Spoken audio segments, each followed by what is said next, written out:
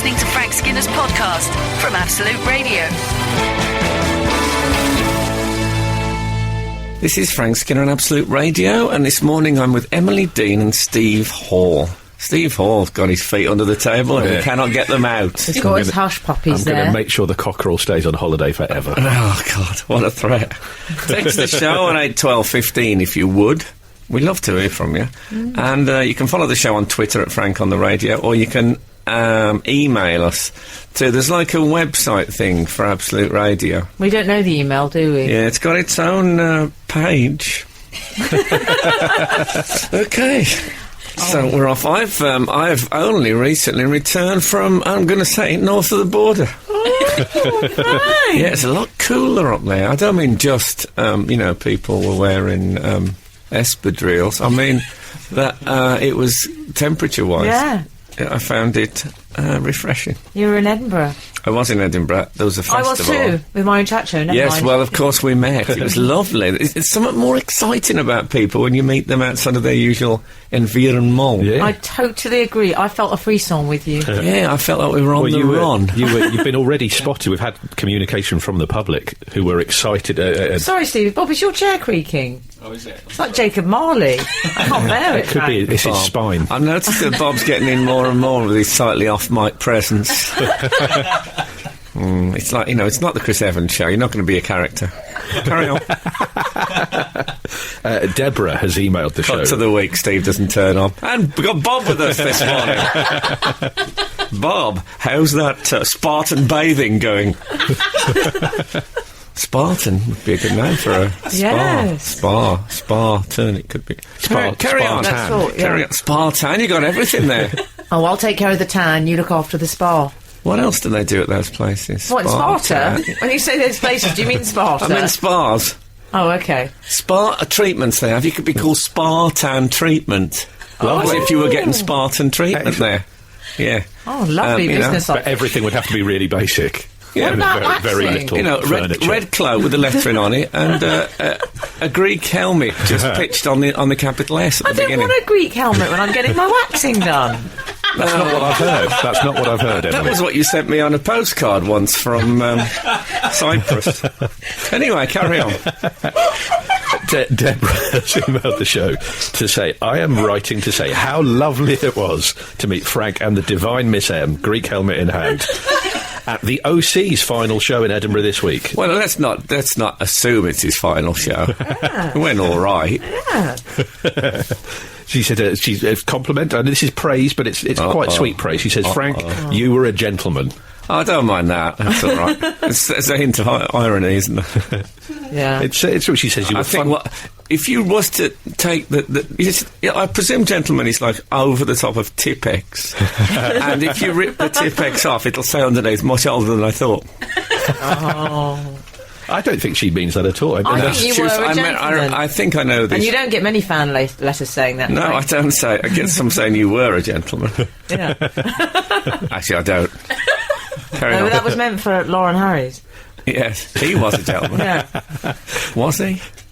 Was he ever really? That's a very specific cultural reference. Because you met Lauren. I forget you did. I met him with Wogan. In case you don't know, Lauren Harris is a woman who's on who's now a woman who's on Celebrity Big Brother. Yeah. And I met her when she was James Harris. We should say in a professional setting. In several professional settings. Did you meet her twice with Wogan once? I think you can say him in past tense. Yeah. You met him as a him and her as a her. Yes. Yes. But the her as a her was at a Novotel in Leeds. The rest was on television. Well, we had a lot of wounds to heal. I was thinking, could my career get that bad that I'd go out with Lauren Harris for publicity purposes? You could that's the texting. Start with Lauren Harris, then move on to Chelsea Manning. Yes. Or Manning Chelsea, as it's now known. Go on with that email that was nice about us. Yes, stop building your part. Been drinking out of Bob's cup. She says, Frank, you're a gentleman, funny as always and as immaculate as Emily describes. Oh, yeah. I was suit and tie. You look lovely. I was going to dress up for the OC. Respect. And she says, Emily, please take it as a compliment that I didn't recognise you until I heard your rich, regal tones. I assure you it's because you look even younger and more beautiful in the flesh than your absolute profile photo. He said there's a little bit of praise in this.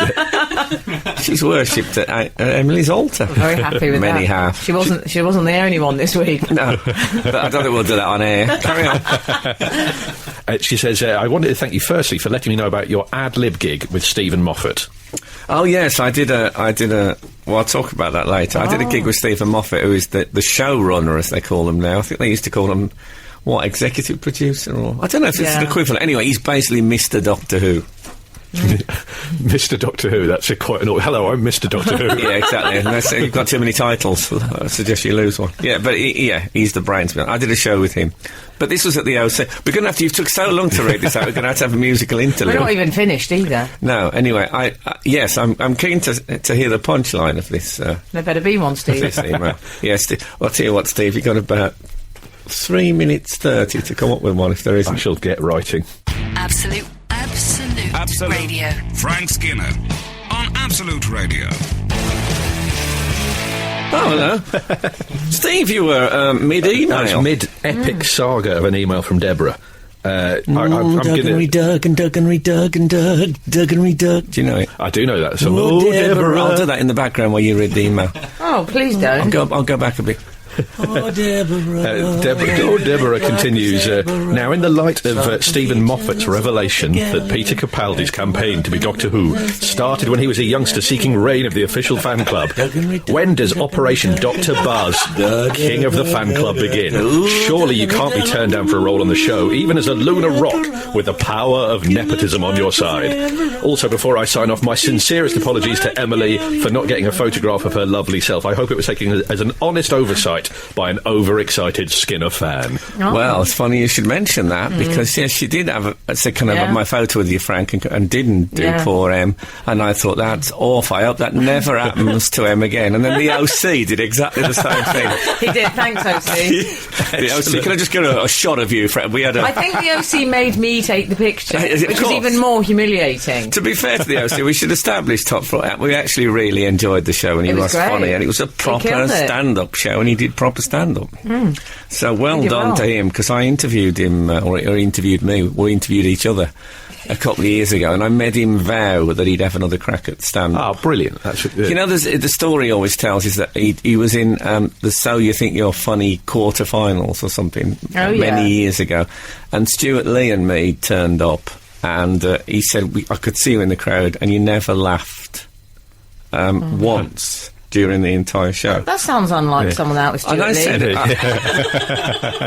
it's a riot. And I said, well, we would have, but it seemed inappropriate.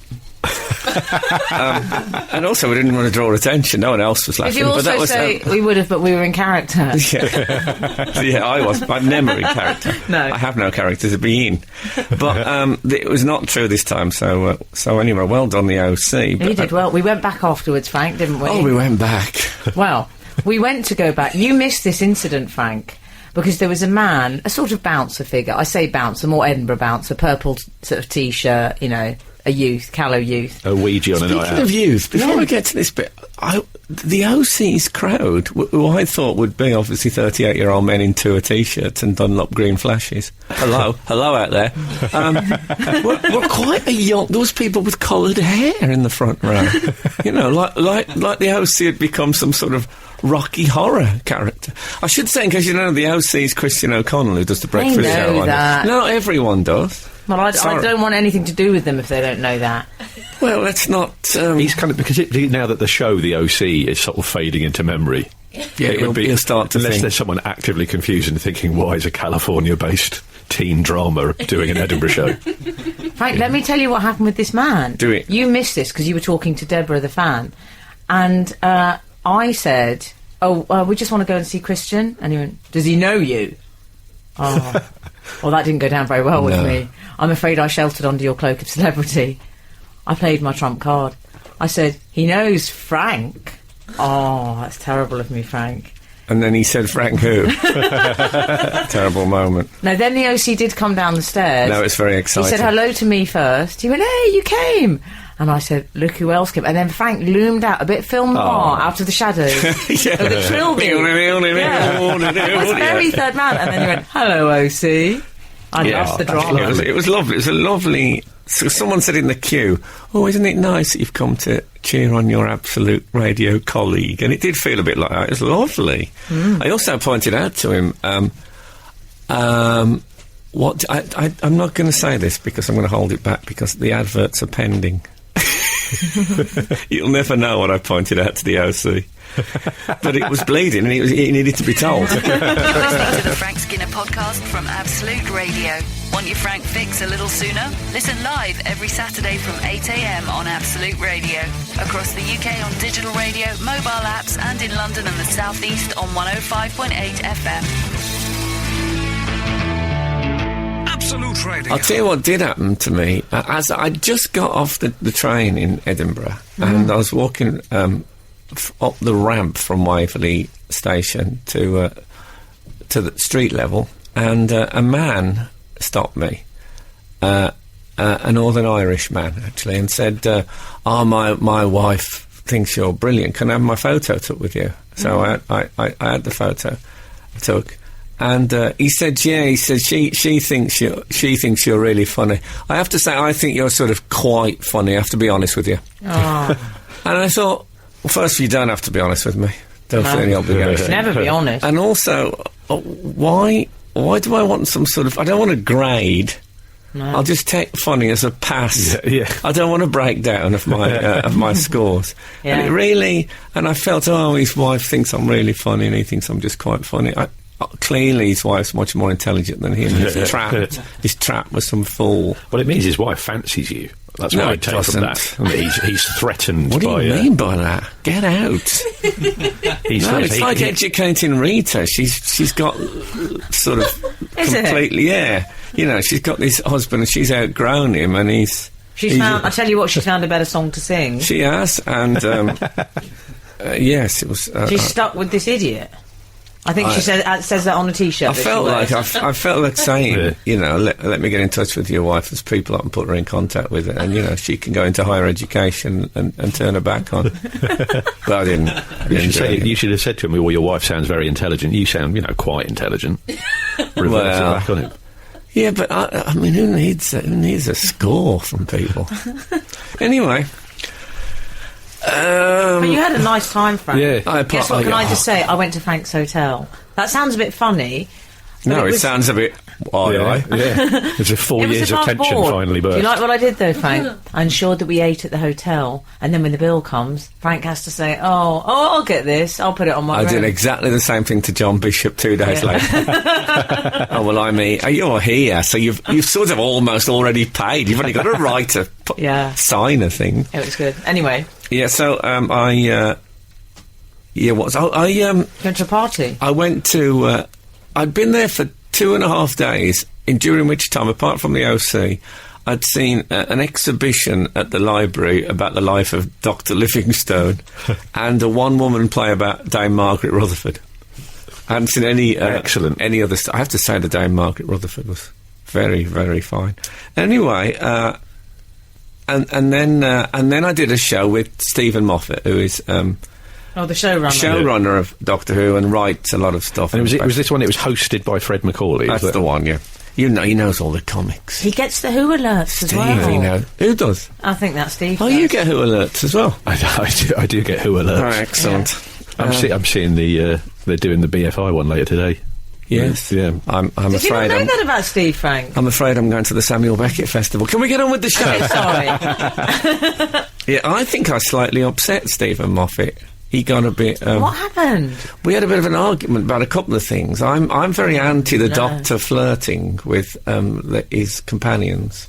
Yeah. And I said I hoped that now there was an older Doctor that would stop. Did you? And what did he say? He said, like older men don't flirt with younger women.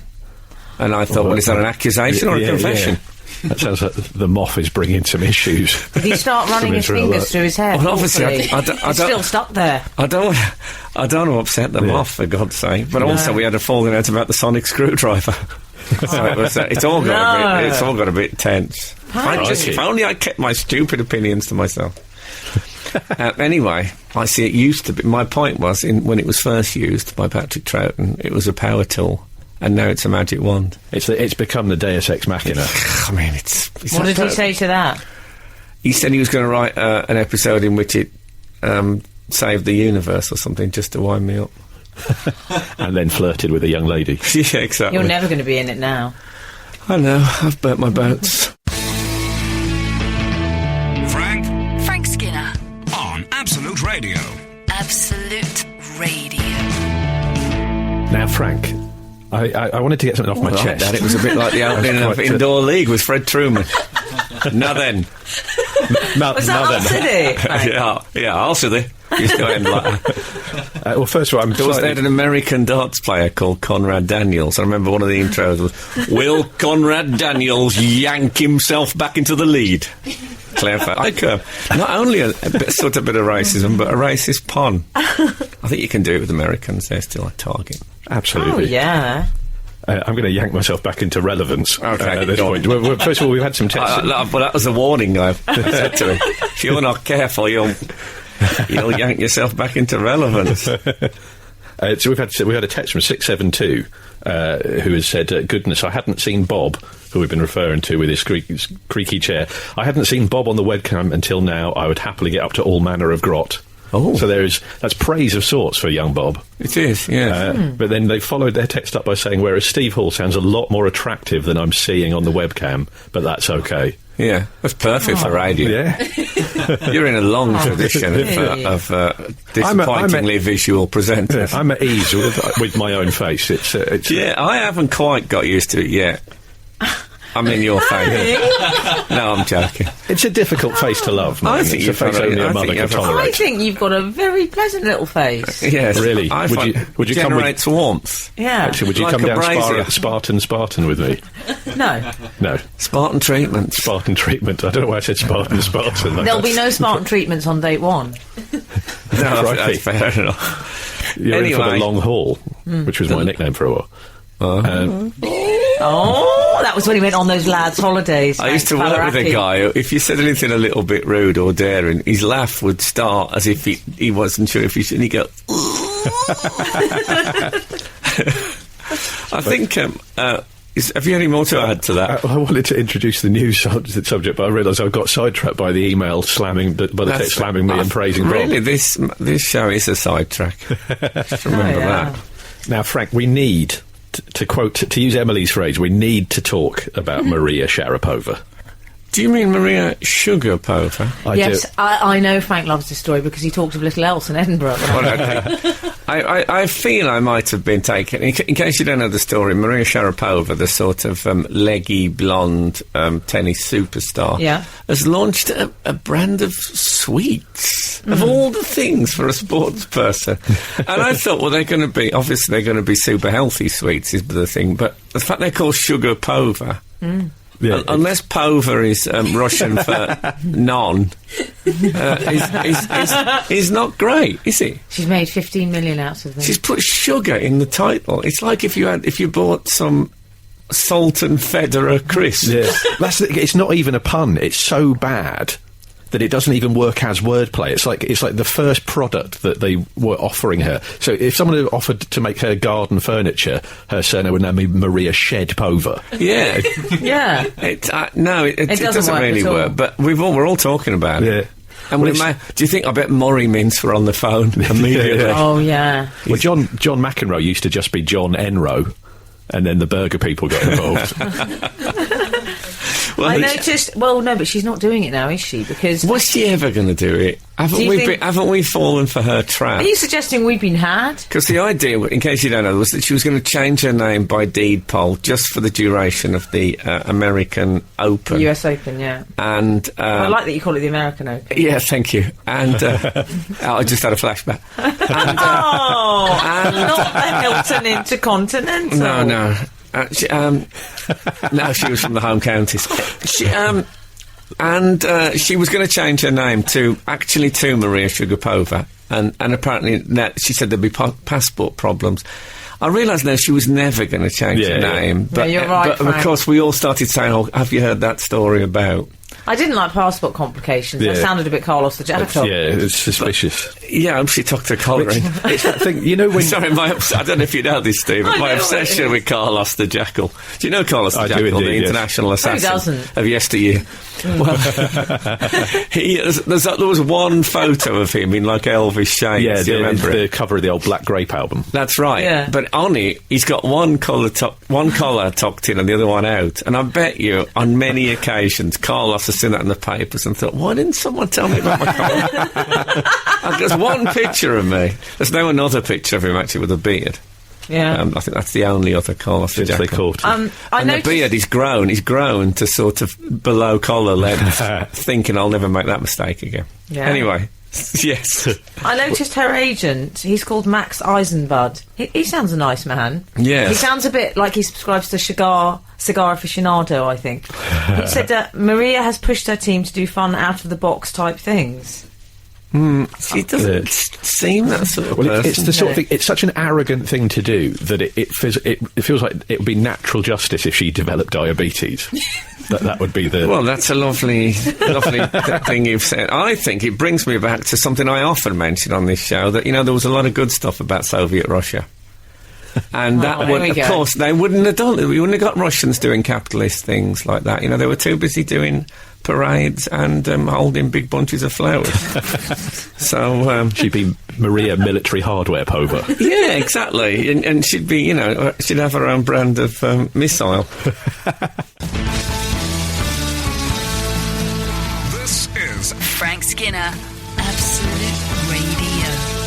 We were talking about Maria Sugarpova. It still upsets me, because the thing about her was that before this story, all I knew about her was that she played tennis. And when she won Wimbledon, like 2004, when she was young, it was a really exciting thing. She's a big grunter.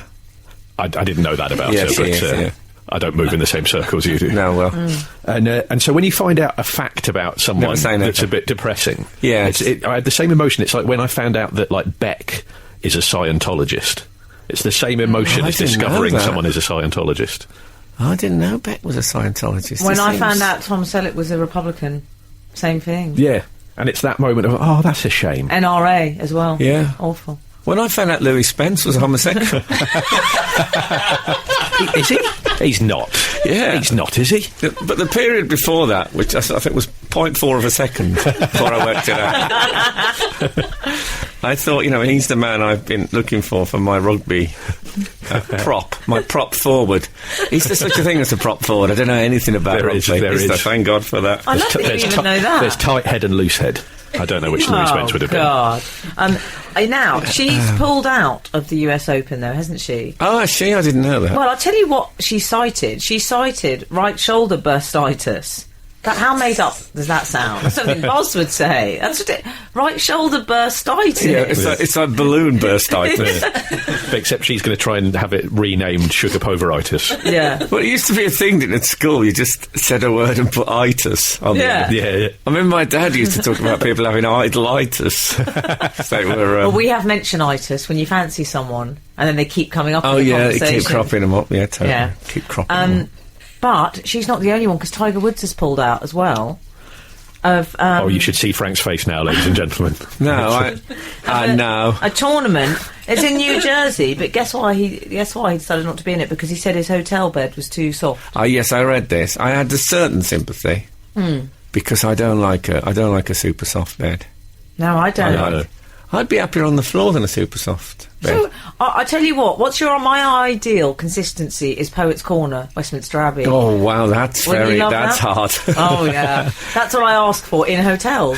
If they can't do it, I leave.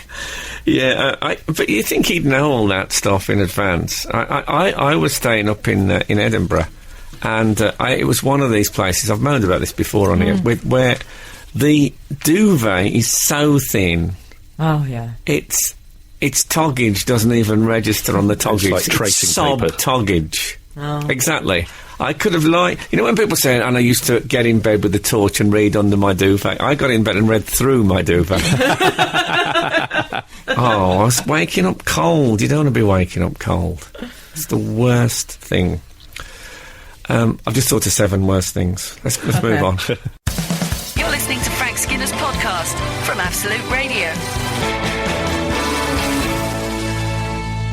This is Frank Skinner on Absolute Radio with Emily Dean and Steve Hall in residence. Hall in the house. Hall in residence. You see, like halls of residence. No. Yeah. You can text us on 81215. I don't think anyone has today. I don't feel we've been as interactive as we should be. We really haven't. We should come up with a sort of a... I've done enough shout-outs. Remember when Daisy used to say, you should say things like, are you listening to this anywhere unusual? Or anything interesting about where you are when you're listening? Maybe we should do one of those generic phone-ins. Yeah. Well, I've got a question I wanted to ask. Hold, I haven't finished my details. He's got his details. I do apologise. I've You jumped hold the your gun. horses with your question, Too Beyonce. eager. Hold your horses, what? Follow the show on Twitter at Frank on the Radio, and you can email us through the Absolute Radio website. And relax. I wanted to ask your good selves and the wider public. Oh, God, he said your good selves. It's the office comedians coming. Oh, dear. If you're going to say that, you have to wear a Homer Simpson necktie. Crikey. A few of those in the papers. Yes, and your good selves. I'll see you at lunch. OK, just nip into sales. Just FYI, I've just been doing some blue sky thinking, chaps. and, Awkward.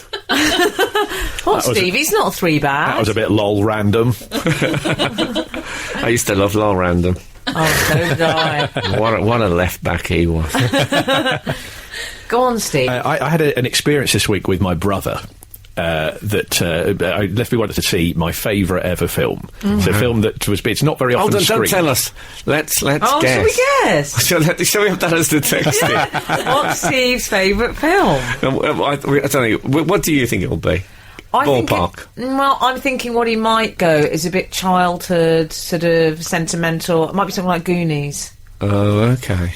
I think it'll be something like Woody Allen. Oh, Woody Allen, you're so right, Frank. But you know, Steve, because he doesn't want to go number 1 on the nail, it won't be Annie Hall, it'll be Manhattan. Frank, I think you've nailed it. Okay, that's what You're in the ballpark. That's our answer. You've gone for the right thing. It's basically my favourite film. Predictably, I'm fairly smug and quite and fairly. I like overly obscure things. Okay. And I think I'm cleverer than I actually am. Will we have heard of this? No, that's. I didn't want to do that before you guessed.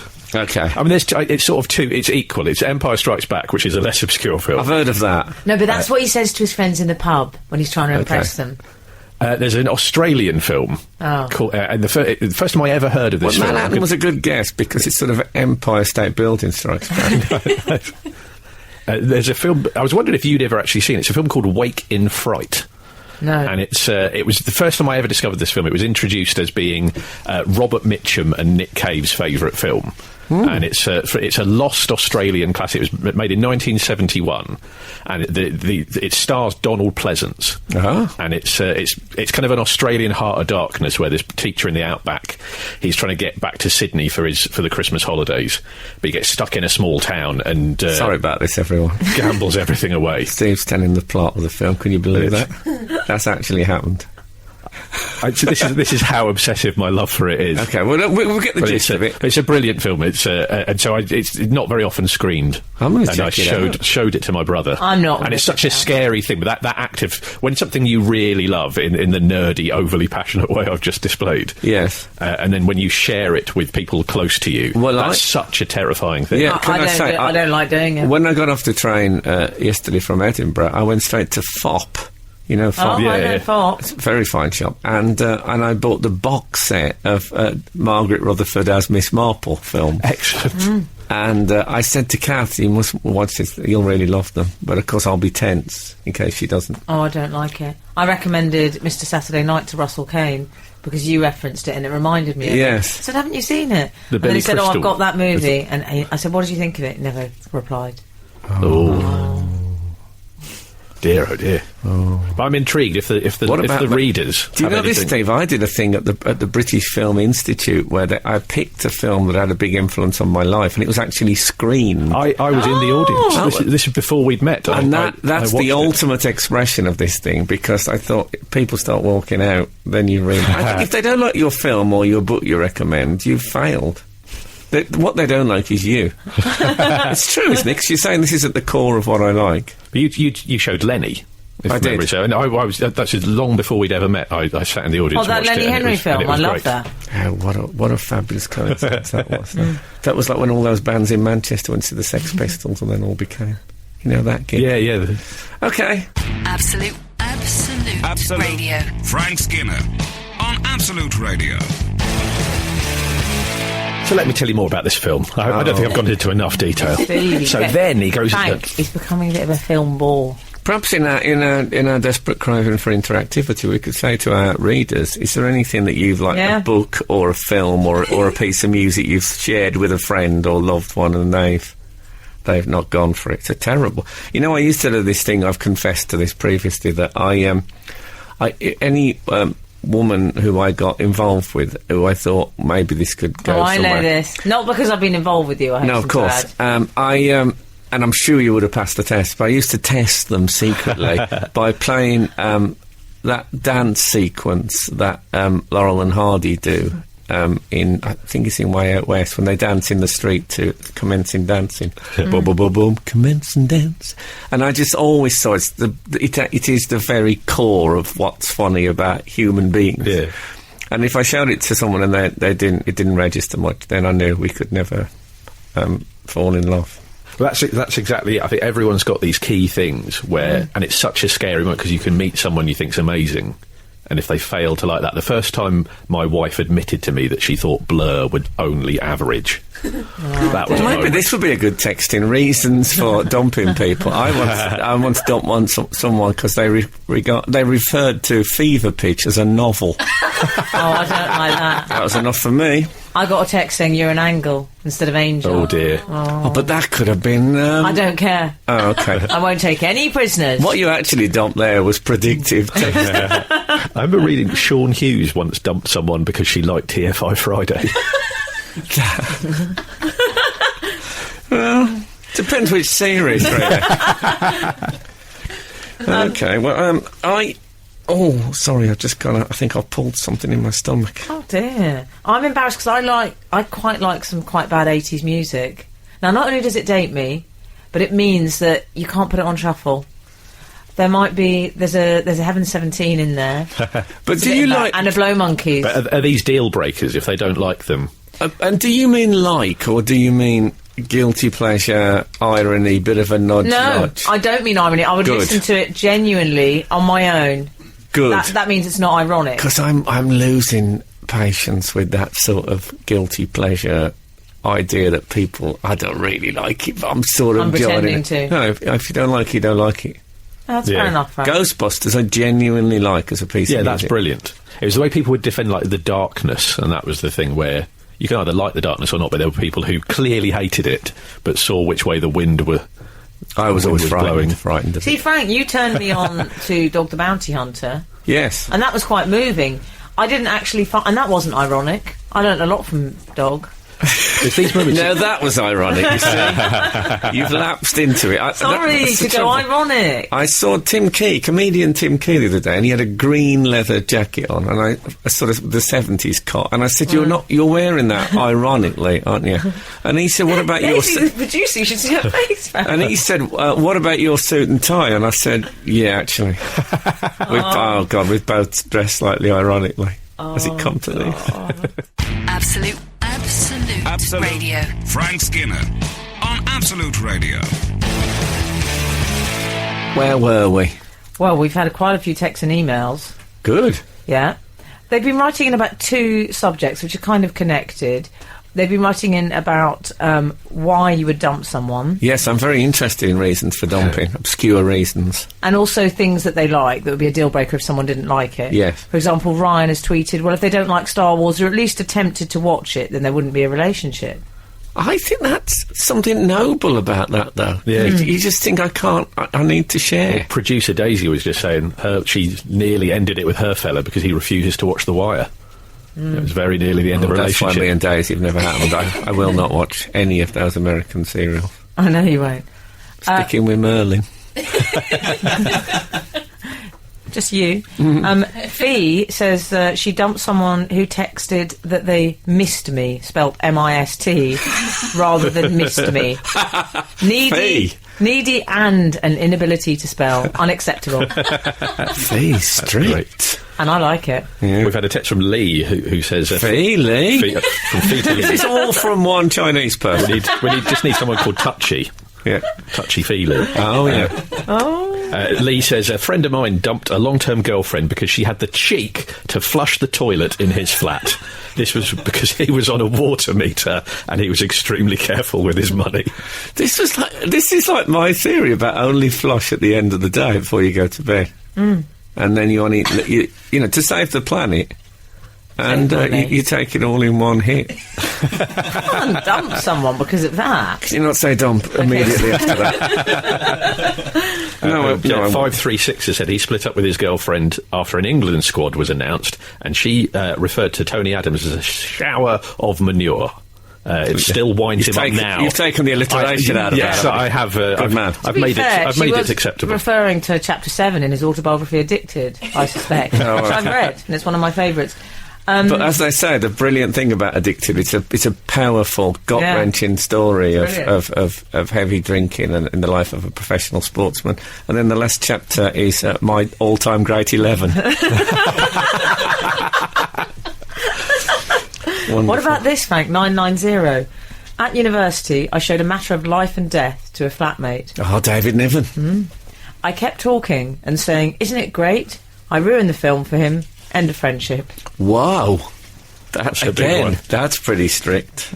I find someone saying, "Isn't this great?" really helps. So it's hot. It's got hot in here. We've had a good text about someone. Well, it didn't say they dumped them, but this was something they found unattractive. My ex cried when she couldn't play video games. She was very competitive. I found it a bit overwhelming. That's from Niall. He's tweeted us with that. It sounds, he might have stopped with her for other reasons, but obviously it's a factor. We've had a tweet from Andy Sanders who said that he told an ex when they got together that she absolutely was not allowed to play her Michael Jackson collection on his stereo. So he said, and they stayed together, but he set the ground rules early. Yeah, that's probably... Me and Kath, my girlfriend, we had quite a big... I think we might have actually split temporarily because she didn't know who George Galloway was.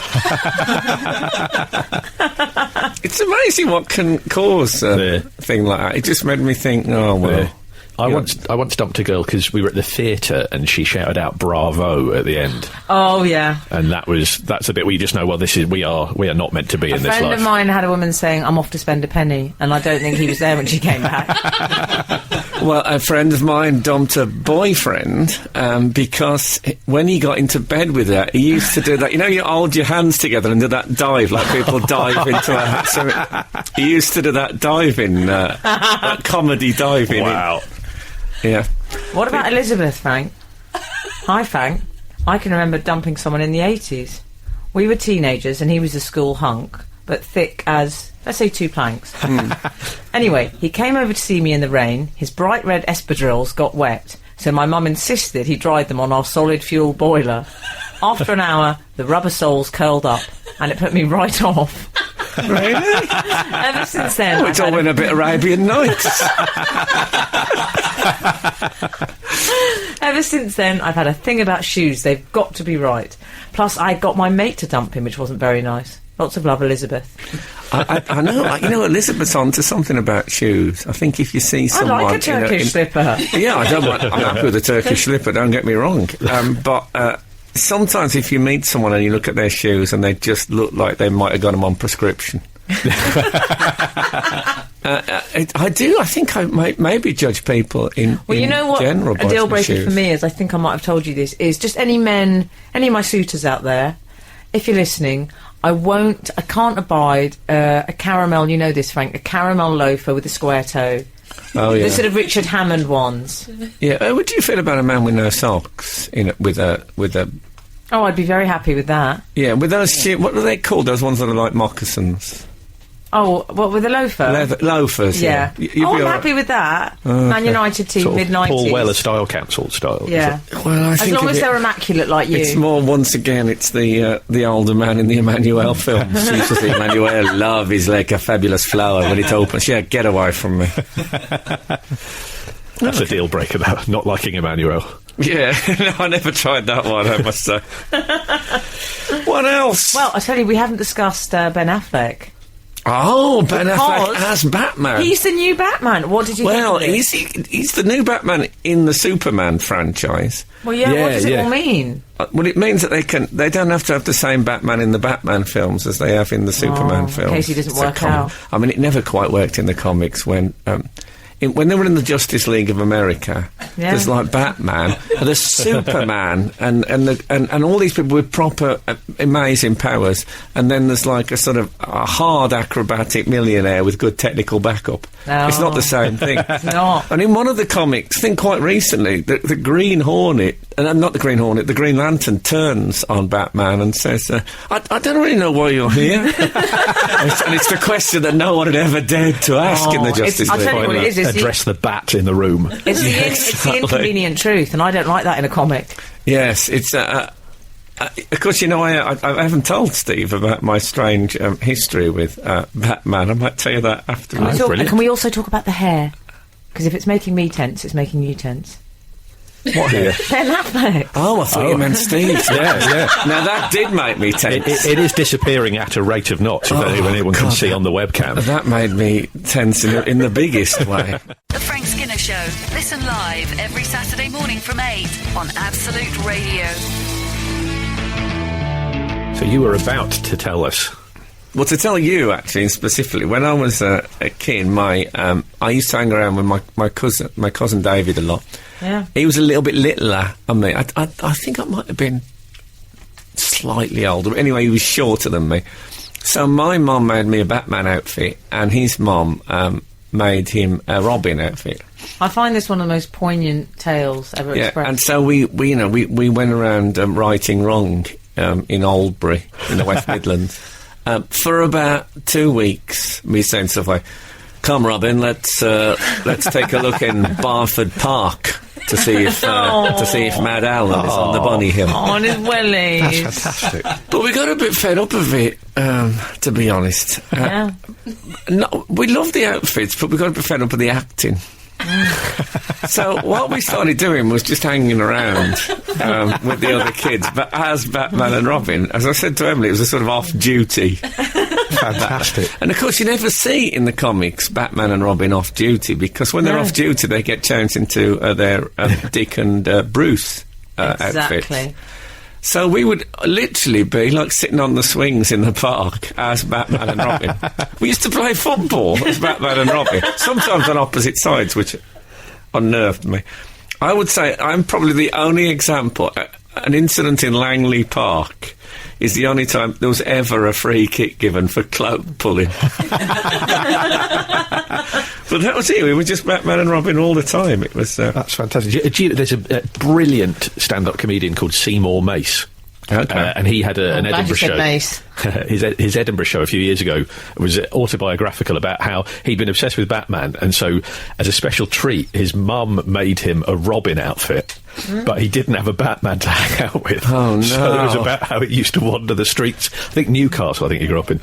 He'd wander the streets of Newcastle and people would shout at him, "Where's Batman?" Of course they would. Of course they would. What a nightmare. I think the reason we stopped doing it, maybe I imagine this, but I find that we'd approach a group of kids and the conversation would slightly stop, like they might be talking about something illegal. They didn't want to discuss it in front of Batman and Robin. Vigilante figures. Because at first I took it very serious, because we were only about, 10. So a kid said to me, said to me, that was a funny thing that happened in the park on... I said I wasn't in the park on Saturday. What are you talking about? So I was trying to keep up my secret identity. Fantastic. Oh, pathetic. What about Ben Affleck, Frank? I think we're going to have to play some music. Ben Affleck We can't need to follow talk that. about his hair. Okay. It arrives separately to him.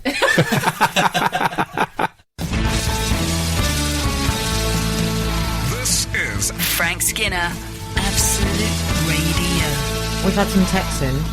Reasons for dumping people. Oh, yeah, I'm excited about this one. Okay, 933. My friend took her boyfriend home to meet her parents, and he looked at a picture of Einstein on the wall and said, "So is that your granddad?"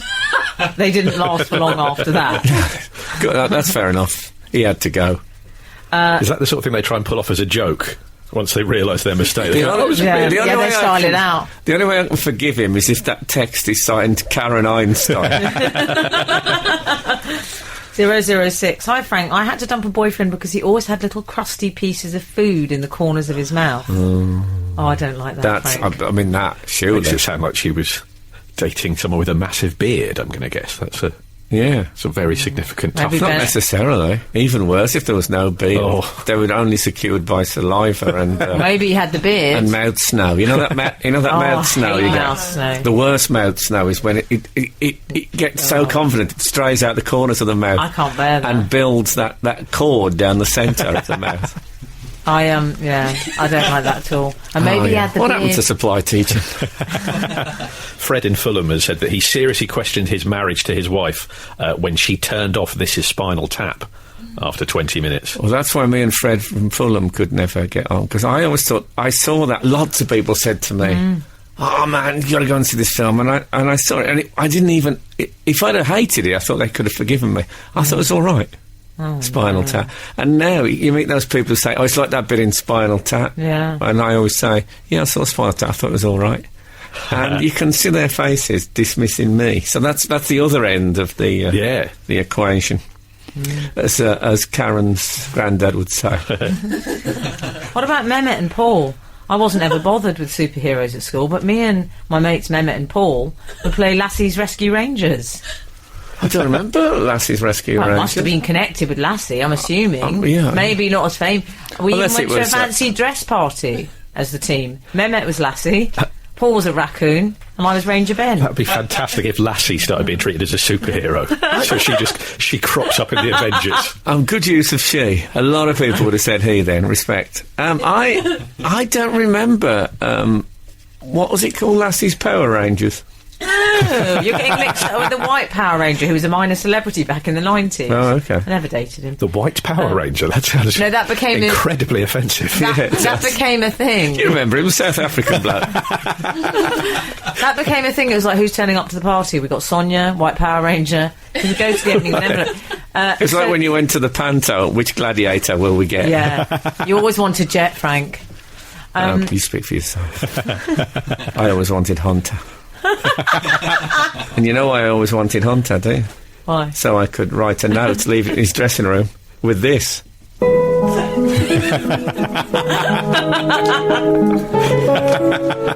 Oh, the old ones. Absolute Radio. Frank Skinner on Absolute Radio. Okay, this is the Frank Skinner on Absolute Radio. That, yes, I'm with Emily Dean and Steve Hoy. We've been people have been texting about reasons for dumping people. We've had some excellent good. ones. Joanna from Kent says she once dumped someone before it really began. He took me to the cinema for our first date. He went to the toilet during the film and returned without closing the cave, i.e. fastening his flies. Oh, well, that's, I mean, that was, okay. that doesn't mean that was deliberate. I She do that all the suggested it was time. No, deliberate. she says she didn't think there was any grot on his mind, but she considered it a deal breaker. Oh, dear. Did you think he was going to move the popcorn at the last minute? That's happened to me, and I loved it. 641, re-dumping. I dumped an ex because he kept repeating what I said in a sarcastic voice, e.g. me. Do you have any tomatoes in your fridge? Him. You're a tomato. I think that might have been me. I was dumped. I did worry it might be you. They might be from the Dudley area. I like the way they say in the text, he was 27. Yeah. He sounds all right. I knew you'd like But that's great, because when she went, you're dumped, he'd go, no, you're dumped. Yeah, or just, you are. Okay. Frank, can we read some emails from our listeners? Shall we go to email corner? I've got a bit bored with the email Should we corner. come up with a new jingle? I know it's time for email corner. Lovely. We've had an email in. This is from Kirsty. Hi, Frank, Emily, and the very lovely Alan. Sorry about that, It's Steve. fine. It's fine. You're lovely as well. I was sitting at work trying to avoid said work and happened to notice online that Sony have stopped sponsoring the Sony Radio Awards. Apparently they haven't told anyone why, and I can only presume they're taking a stand at you not winning this year. Hopefully the people running the awards will take note of this and correct their obvious mistake in the 2013 awards list. Well, there are many factors here. First of all, you'd have to change the judges, not the sponsor. Frank. Don't hate the player, hate the game. Yeah, and also when we went to the OC the other night, because he won 2. Which Sonys did he win? I think he won Best Supporting Actor. He picked up a truckload this year. Best Supporting Actor, and I think Emily was nominated for Continuing Drama. No, whatever it was, what was it? Best end. Best Presenter, was it? Oh, lovely. And I said he'll be that in perpetuity now. Because Yeah. there'll never be another so he will hold the Sony Award forever. I think he won 2. He gets to keep it like it's the Zenith Data Systems Yeah, trophy. he's the sort the of eternal flame. he is Sony's answer to the Eternal Flame. What a lovely thought! So, and I could see he was quite pleased. He'll always be the Sony Fantastic. holder. They should have a little flame outside. Some of those sports presenters can use it to light their fags. Yes, I'd happily have a flame at the judges' meeting. In fact, why stop at a flame? Let's have a house fire. So if they're now, Frank. if they're no, there's no sponsor now. So I see a gonna gap in the sponsor it. market. Yeah, I think if we sponsor it, Should we sponsor it? I'm The doing all right Absolute now. Radio- the I'm Absolute Radio actually Radio. doing all right now. just call I them the could do it. Franks. They've been. Look what they did last time, though. I mean, they wreaked havoc in Europe. But how much? Yeah, we should work out how much sponsorship costs. Maybe like start a Kickstarter pledge campaign. See if the readers can. You know what? I've washed my hands of the whole affair. We're never going to get one now. I just don't care about it. I'm going to be outside. You know, apparently when Natalie Wood got married, she'd been out with James Dean, and he still carried a torch for her. So when she got married, James Dean sat outside the church on a motorbike, revving it really, really loudly so people couldn't hear the ceremony very Are you well. sure that wasn't Dr. Fox? Maybe that was Dr. Fox at the Sony's. That's one of the less cool James Dean stories. You hear about him being the king of tragic cool, and he's quite a petty man. Yeah, but, just creating noise havoc outside a church. I love him for that one. The Frank Skinner Show on Absolute Radio. Back Saturday morning from 8. Tune in live for the full Frank experience. Absolute Radio. On the subject of dumping, Frank, Mark Atkinson has tweeted the show to say, I, like Frank, am a big Doctor Who fan. I dumped a girl once because she called Colin Baker a fat clown. Never again. He says never again in a very angry way. I wonder if that was when he was actually the Doctor, or maybe since. 'Cause he's filled out. Yeah, he has filled Colin. out. Has Yeah, he? it's a bit harsh if it was when he was... I see him do In his those little pomp. interviews sometimes. Well, this was my point with Stephen Moffat, that is, if the modern Doctors dressed like the Colin Baker Doctor, that the sexual element would just disappear. It was a natural contraceptive, the Sixth Doctor's outfit. And the Seventh Doctor's come to mention. Anyway, Well, enough you're of that. safe here. You won't be corrected. Okay. We've had an email as well from Jackie, staying in Email Corner. She said, Dear Frank and team, I'm finally catching up on 2 months' worth of podcasts that I'd stockpiled, and she wanted to discuss hypnosis. Oh, yes. Because you were discussing hypnosis on a previous show. She We said, were We discussing don't whether believe it it. exists or not. Aye, we were right. Frank dubious. and I don't believe it. she said she went one better and took part in past life regression after seeing Baldrick, not whilst in character, use the very same woman. During his experience, he could taste and smell all sorts of things from his past life. Does she mean Tony Robinson? She does mean Tony Robinson. Okay. It's famous enough to not only be referred to as Baldrick. So that's, No, but he's got that Lovejoy Boone thing going on. Has he? Yeah, where they're just known by their character name. That's fair Yeah, I enough. suppose so. I think of him very much as... what's that one where people in bad clothes point at soil? Time Team. Yeah, carry on. I think of him as Maid Marian and his Merry Men as well. That's... I don't think of him that much. I think of him as the subject of this email, which I'd quite like to finish. Okay. She said, It's a nice chat. I've been to his house in Bristol. Oh, was that new wife or old? Well, it was for the football. Okay. It's not dabble in people's personal lives. I always do. She says that whereas Mr. Robinson had enjoyed the past life regression thoroughly, she fell asleep really quickly. And then the woman spent an hour asking her questions about what she could see and hear. All she could see and hear was her and her living room. Oh, okay. She said the pressure of performing all got a bit much, and she felt inclined to play along. Oh, well, see, this is my theory, where people feel they have to at least pretend that. Yeah, this is what she did. She said, she asked me what my name was, and I said, Georgia. Then she asked me where I lived, and I got so panic-struck, I said, Georgia. And then apparently the hypnotist... Then she's famous newsreader, and she went, Georgia Lagaya. Oh, isn't this... Have you ever tried doing a false name or something like that at the last minute? Yeah. When people say, what's your name? You think you don't want to give them a name. And you say, Johnson. It's really hard to lie at the drop of hard? a... Oh. Wait, Carry on. She says that the hypnotist messaged her afterwards saying what a great candidate she was for past life regression and how easy she was to work with. Not quite sure who the fool was in this instance. Oh, it's a good point, Jackie. Georgia. Jackie. Yeah. Oh, poor Jackie. There's usually there's a barn, isn't that? Isn't that one of the things they say? They said there's like a barn and there's like there's a door and some rafters and hay. And livestock. And often they're a serving wench from the 18th century. Oh, they're always a serving wench. It's always broadly along very stereotypical things that you'd have picked up. Yeah, they're often Egyptian, I find. Yeah. Yeah. I don't think I was anything. Don't you? No, I think if you were something, I think it was in Birmingham. Yeah. I'm not being rude, but you're so Birmingham through and through. Could it be an alcoholic?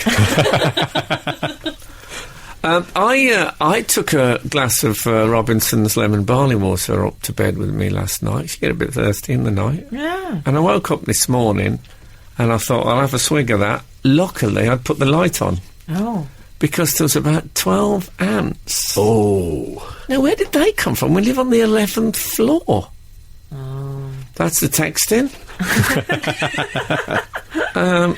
I don't get That'll it. be those, they wouldn't climb that far, would they? That'll be those Maria Sugarpova sweets you bought. Where did they come from, those creatures? I don't know. Absolute Radio. Frank Skinner on Absolute Radio. Boys, I don't know if you saw this. I'm sure you did. But the Cambridge baby, I like to call him the Cambridge baby, he had his first official photo taken this week. Oh, did yes. you see it? The family setup. It was Michael Middleton took the photograph. Michael Middleton, that's who you are. With the two labs, they've got a black one and a cream one, Lupo and Tilly. Okay. Okay, well, now, some people said the photos weren't that good. I thought they looked absolutely like every other photo. Well, I read it. It was described as technically poor. That was the way. And I thought that's the first time anything to do with the Middletons or the Wales's has been described as technically poor. Well, I think there's a thing that photographers know deep down, and some of my best friends are photographers, but they know deep down that anyone can do it. Yeah, these days they can. And they don't want someone exposing that in the papers. I mean, I have to say, I take brilliant photographs. No, you don't. I do. I can show you. Hey, I've seen them. They're not that good. Those are the ones of you. I have to do that soft focus thing. It's not an accident. Honestly, I'm a natural. Oh. You're very photogenic. You're talking to Frank now. Yeah. What? What's going on? You look great in it. Look, you've got the job. Is this sexual harassment at work? You are quite photogenic, Frank, actually. Well, what I'm saying is I'm good at taking photos. And I used to think, well, everybody is. To be fair, when I was on MySpace for about 3 months, and I looked at some of people's photos, they can't even get the person in the middle. You know what I mean? I mean, some people clearly can't. Well, I'd say about 70% of the population could easily operate as professional photographers. I think the problem with him, with MM, is that he the criticism appears to be that he shot into the light, and that's rule one of photography, apparently, is that you don't do that, because it's a bit ageing on the face. I mean, the trees look lovely. Well, I'd argue with Williams, as a bald man, that with Williams' hair shooting into the light probably does William a favour, otherwise... Oh, maybe that's why he did it. No, but gleam. you don't want being backlit if you're thinning now, do you? Because it's that thing, you look like a dandelion. If you shot into the light, surely there'd be no Kate Middleton. Oh. But it's a bit weird when Lord Snowdon is your uncle, to not bring him up. He'll do mates race. You know, I was photographed by Lord Lichfield once. Shut up. Yeah, and I had to do... It was 3 photos, and they were going to be on enormous posters. It was a testicular cancer campaign. Yeah. So he had to, and I thought, God, the posters, they'll be so big, they'll be so scrutinised because they're big. They'll let it get absolutely perfect. And there's 3 different setups. I'm going to be there all day. I was there, I think, 14 minutes. Wow. He sat. He sat with like you know the things that the weather people have, the weather readers, when they have like a hand set with a button on.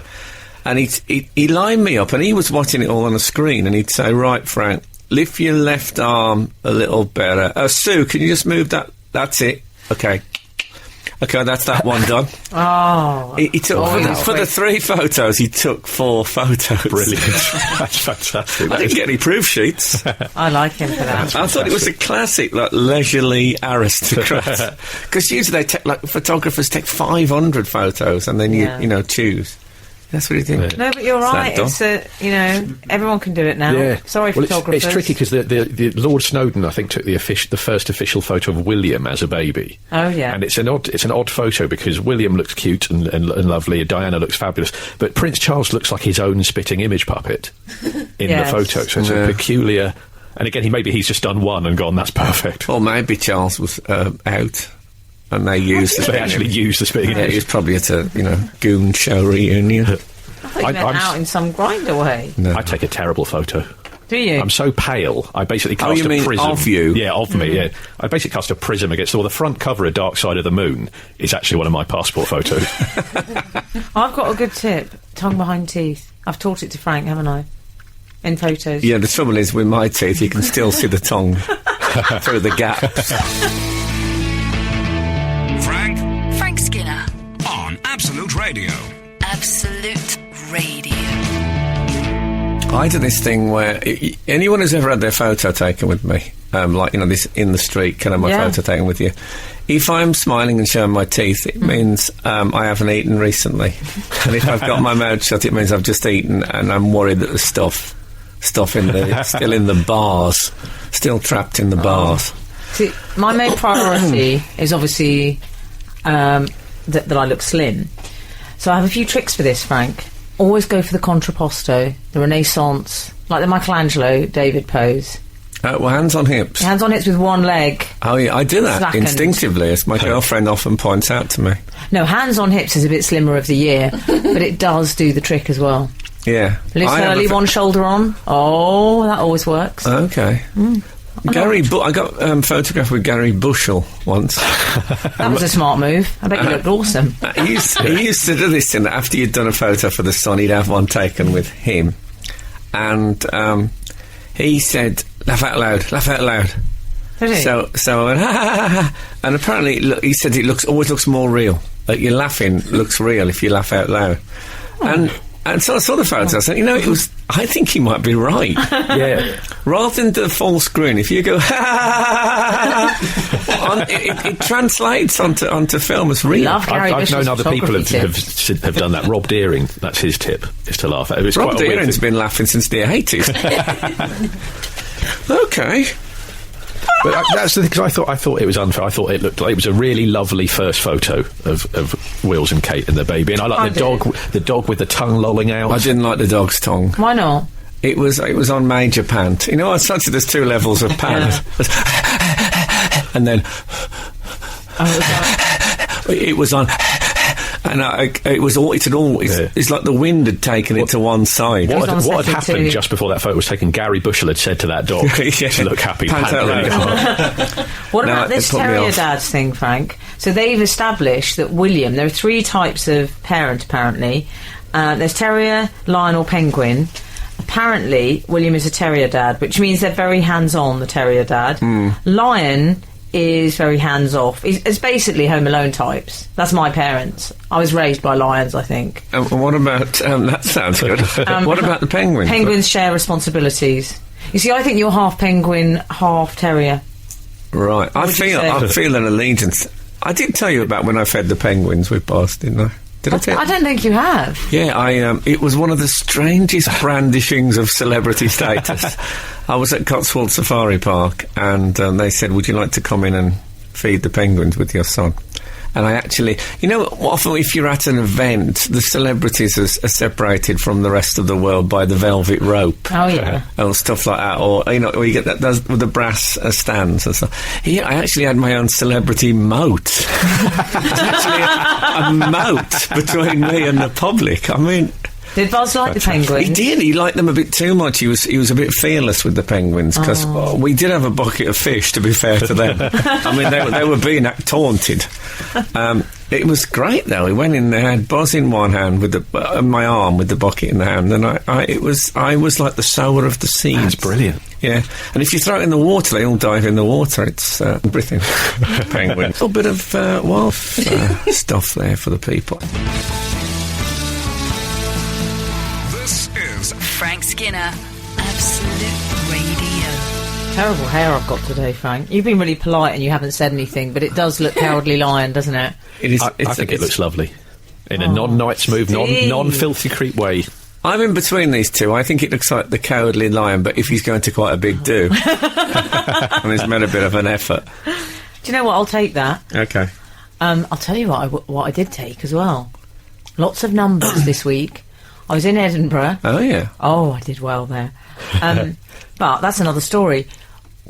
We did a show. I did a show with Russell Kane. Lovely. Went very well. He's my new BFF. A couple of guests on. Next to you, Frank. Next to you. Obviously. BFF. Best... Big, friendly, fiant. Yeah. Fiant. We had on the show... What is BFF? Best friend forever. That's what you call it. Nice. We had... some celebrities on the show, thankfully. Well done, Booker. We had Lee Nelson. We had Greg Davis. Now, you know him of old. I do. The readers will not be aware that I was in a sketch show with Greg Davis called We Are Clang. Yeah, it was several years ago. Very fine. Check us out on YouTube. Now, I know this is quite an obvious route one thing to say when you meet Greg, and you know what it's going to refer to. I'm afraid yes, it is the height. Yeah, it is. It's impossible to ignore his height. Exactly. There were reduced budget constraints, weren't there, Bob, on this? It's not like here, where we have croissants and things. So it was all boys and girls together in the dressing room. No, but that's what Absolute Radio people say about us. Yes. Because we should say he's 6'8". He's 6'8", and I'm 5'3". But I'll tell you something now, to be fair to him, 6'8" on a lot of people. But me and David Baddiel used to have a thing about when height stops being impressive and becomes stupid. You know, and Peter Crouch, I'm sure he'd acknowledge this himself. Just look, he's gone too far with the height. It doesn't look good. But Greg is so big. Yeah, he's got massive. The bulk to... Yeah, but you know what I told him? Because he said he was worried. He said, I think I'm getting a tummy, Emily. I said, you're lucky. That's fine. You're allowed to have that. That's height tax. You have to have something wrong with you if you're that tall. I think that's fair enough. But it's something to lean on when you're talking. Yeah, he sort of, we used to say, when we did the sketch show, we used to say Greg looked like Peter Crouch with mumps. Right. Yeah. Nothing prepares you for the size of that man, though. I mean, I took my shoe off. He held it in his palm like a Monopoly boot. He's a 13, Frank, and I'm a 3. Size 13. You do the math. See, size 13, again, it's a prescription job, isn't it? You can't just go into a shop and get a size 13. It's quite like... I've never seen discomfort like it. And the first time I took a long-haul flight with Greg... A 6'8" man, and a 20-stone 6'8" man trying to get comfy on a long plane journey is an exercise in futility. Yeah, I can see, but you know, it's good for eating people. I felt it was like, but when he walked in, the presence of the man, it was like working with God. That's honestly what I felt like. Well, when I'm a bit taller than you, but I find it's it reminds me of when you see when the tennis players start having a bit of a go at the umpire. That's what I'm like when I'm talking to Greg. We checked into a hotel. I want to sit next to him and have a banana. We checked into a hotel, and me and the other person in our sketch show, me and Marek, were smaller men, so we used to get a double room to save on the expenses. Yeah. And so Greg would get his own room, and Couldn't you have just slept on Greg? probably surprisingly comfy. Yeah, it's like a stretch. Even Tiger Woods could get to sleep on Greg's belly. Yeah. But we checked. I'd curl up in a little elbow. Or you'd be there like a Cumberland sausage, all coiled.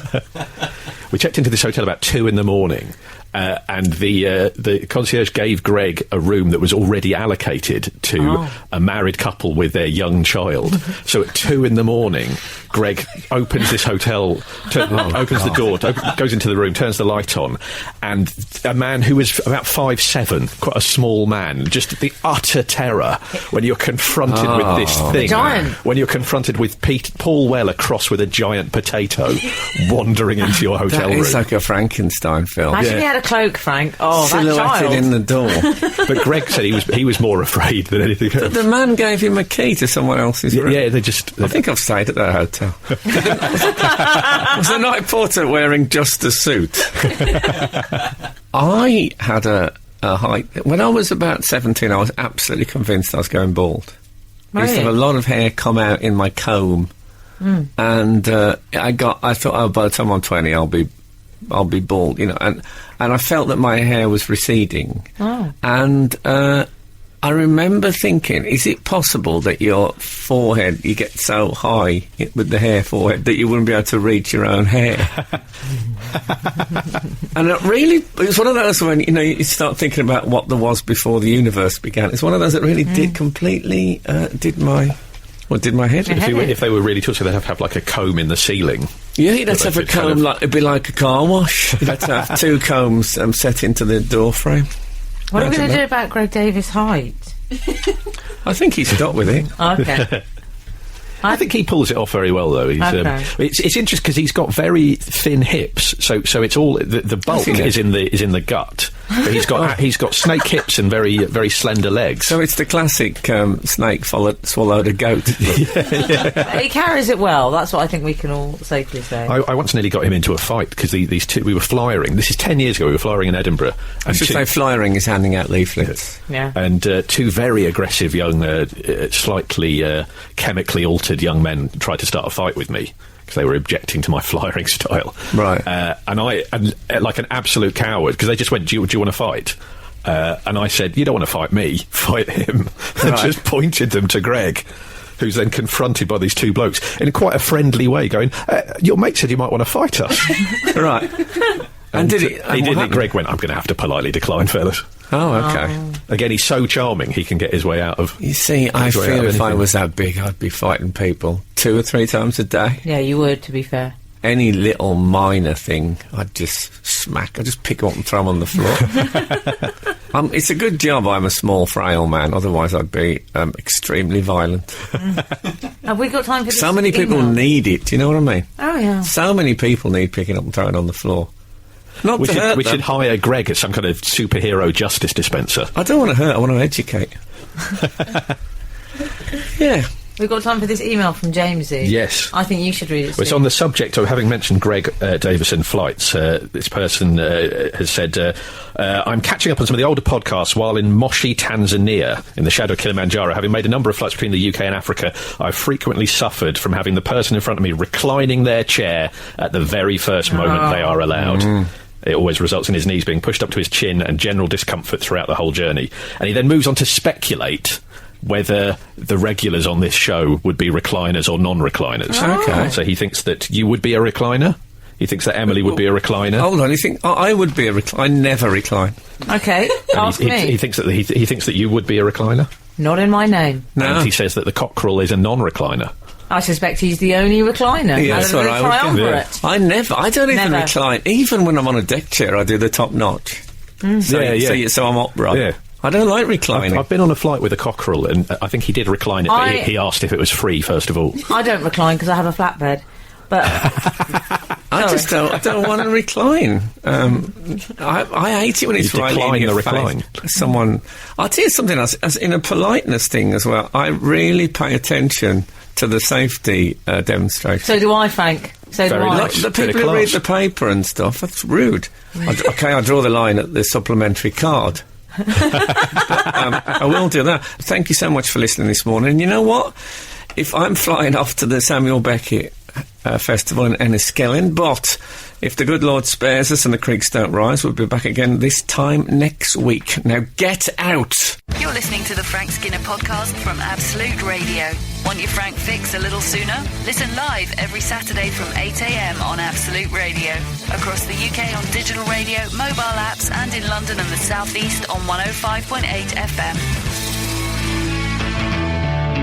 Absolute Radio.